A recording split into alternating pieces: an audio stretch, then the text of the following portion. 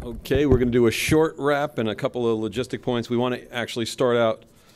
First, I want to say, before I forget this, that there's some packets on the table from UNLV. It's about the impact the school has on the economy. If you run out of them on the table, they're on the tables outside as well if you can't get one off of the tables in here.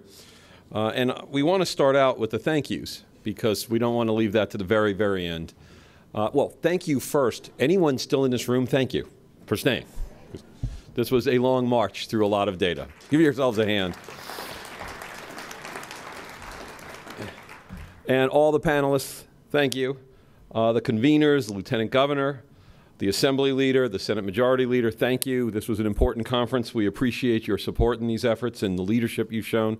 To the university leadership, Dan Klaich, Milt Glick, and Neil Smastrick, thank you. There was a conference planning team, and we were on these 7 a.m. calls in the morning. Nancy Flagg, who's been thanked already, thank you again, Nancy and Jerry. Thank you so much. They were the chief stewards of these calls, the ones that really made this happen. We had to do this fast, folks. We had to do this in almost real time, and we appreciate their efforts. And then the Conference Planning Committee, in addition, Steve Hill, John Ritter, Terry Murphy, Maureen Peckman, Mark Fiorentino, Becky Bolton, Lucy Klinkhammer, and Bill Brown. Thank you all. And I think we're going to show on the screen this wouldn't be possible without some financial support. We reached out to a number of organizations to help us fund this. It wasn't a terribly expensive program, but it wasn't free. And we would like to thank some of the people who I hope they'll show up on our screen graphics with their sponsor logos. Among them, Boyd Gaming, the Council for a Better Nevada, the Desert Research Institute, thank you, Steve, Focus Property Group, Forest City, the Nevada Community Foundation, the Nevada Institute for Renewable Energy Commercialization, NIREC, the Nevada System for Higher Education, Dan Klaich already mentioned, NV Energy, thank you, Michael, and your colleagues at NV Energy, the Reno Tahoe Airport Authority, Chris Bart and her colleagues there, the Sierra Angels, Bob Goss, Stations Casinos, the Peckman Company, the University of Nevada, Reno, thank you, Milt Glick, and our host institution, UNLV.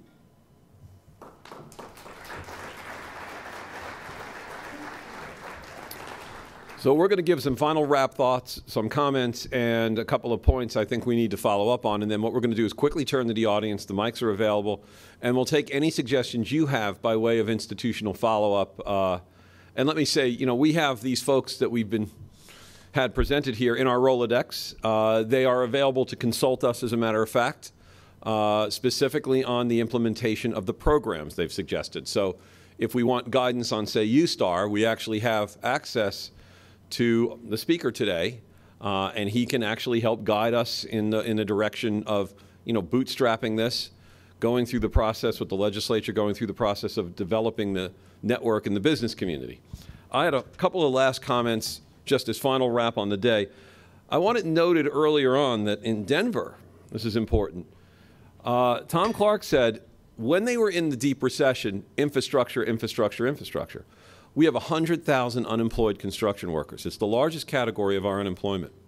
If it were not for those unemployed construction workers, we would have high unemployment, certainly, but we wouldn't have the country's highest unemployment. They're the sector the least likely to come back anytime soon without public investment. We have big projects we need. We're the only place without an interstate to the next nearby big city between Phoenix and Las Vegas. We have high-speed rail we can build. We have extra water projects we can do. So we have a lot of things we can do in the short haul in that employment category. The other thing is that, and I think Dallas indicated this, we have our international terminal of our airport opening in 2012. And there was a long time that I think there was a sense in this community that that airport was exclusively for the purpose of tourism. And anybody who got in the way of that trade was really damaging the city's economic prospects. I think there's a bigger picture now in this region, and that airport could be a Dallas airport or an Atlanta airport. And I propose that when we have that opening, in other words, we're about to open this airport, and it comes with all kinds of benefits. You get extra custom officials. We have an airport in Los Angeles that doesn't want the trade. It literally is overwhelmed by air cargo and would love to spill some of that into the Las Vegas airport, as a matter of fact. And there was a concern, again, we were going to reach our capacity in this airport by 2017. We had plans for a spillover airport. The reality is we're not going to get there. The reality is that instead that we have this capacity for some of these other alternative uses of the airport. And they didn't go into it, but air cargo was one of the key ingredients that helped build Dallas and Atlanta, as a matter of fact. And so we need to sit down ahead of that airport opening, bring all the airport authorities in, bring Atlanta and Dallas in, and experts in know how to leverage airports, and have that discussion, because that's low-hanging fruit, folks. We have this capacity. You heard Dallas impressed with our airport, and they should know. They built an entire metropolis off an airport.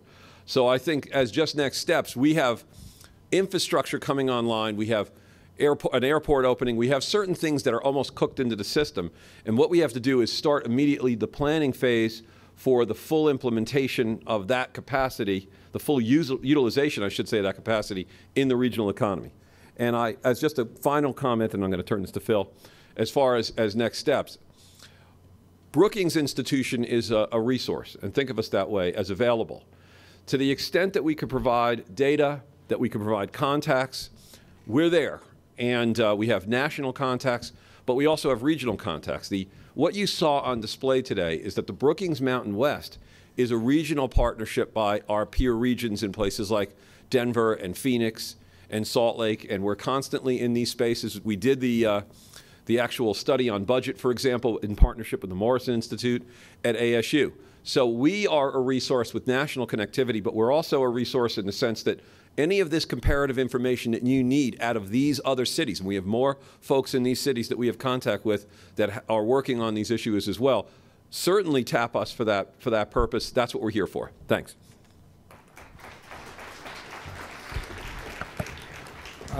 First off, my final thank you. I really would like to thank Rob Lang and recognize him for the yeoman's job that he did in helping us pull off this conference. He went out to all of these speakers. He was in Utah a week ago at 10 below. He was in Dallas, he was in Denver, he was in Washington, D.C. He made sure these speakers were prepared, that they had their materials, that they understood the goals that we were trying to achieve. And Rob, I'm very grateful, all of us are very grateful for what you've achieved there, and it's been terrific. So I have just one short comment, and then perhaps something, if I could have your indulgence at the end, just some tongue-in-cheek comments, but I'll get to those. The one thing that I wanted to talk about a little bit is that one of the things that influenced me most during my business career was a book I read once that talked about how companies that are in significant transitions, where the industry is moving from one state to a global, or changing from a manual system to a very sophisticated digital system, or there's lots of new competition. You name the circumstances. When you're faced with that, you've got to deal with two things, I think. You've got to deal with the core that has gotten you where you are. And that core for Nevada is the hospitality industry and the hosting industry, as it was referred to, our convention industry, and it's the mining industry. And it's helped this state from Elko and Winnemucca to Reno to Tonopah to Las Vegas and Laughlin. And we've lost a tremendous number of jobs in that sector. But, and I think this touches on something that Senator Horsford said, in the short term, the fastest way to get people reemployed is to have those industries become healthier. We can't abandon those industries. No one has suggested that. But we must preserve that core. We must make sure that that core industries that have brought us to where we are today are preserved, remain healthy, and are a part of our economy in the long term. But the trick for management, and the trick for us today, is what's outside that core. And we have to stimulate progress. Our job as leaders at the state level, Our job as leaders, as business leaders, our job in NGOs and in education is to stimulate progress. And we all know, and we all said it today, that we've taken this economy for granted. But we don't have to take it for granted anymore. We now know where we are. We're not in denial, although I'll get to that in a minute. We have to stimulate progress. That's our job. Pay attention to that. And all of the things, what Glenn talked about at the NDA, those are great ideas, great initiatives, a plan for stimulating progress. We have the same thing from the Vision Stakeholders Group, from the New Nevada Task Force that Brian has convened. We've convened a lot of stimulators. Let's bring it together and get some action and some execution. So now, if you'll forgive me for the tongue-in-cheek part, because I fancy myself as a decider, and I thought we had a lot of suggestions today on to just do it. So I want to react to what I heard today. We look a lot like Denver in 1985, and we know how significantly they reacted to the conditions that they were faced with there. And there's only one thing missing in Las Vegas to move us: smog. We need to import some smog and get this city moving. We have Arizona's real estate challenges, and I was just stunned by the description of that innovation center using an abandoned shopping center. So I'm proposing the Fontainebleau Innovation Center. We want our airport to look like the Dallas-Fort Worth Airport. And we heard from Mike how that community came together on a regional basis. So I'm proposing in the next legislative session a gigantic airport in Tonopah, Nevada, called the Lorena Vega International. And finally, I guess this is all that funny for many people here, but I think it's obvious, and this is a pretty serious remark, that we look a lot like Utah. In the size of the state, the geography of the state, of the higher education institutions, the population of the state. And when we heard from Ted, we really think we can do a lot of the things that they did in Utah. So my decision for Nevada is hire Ted McAleer. Thank you very much.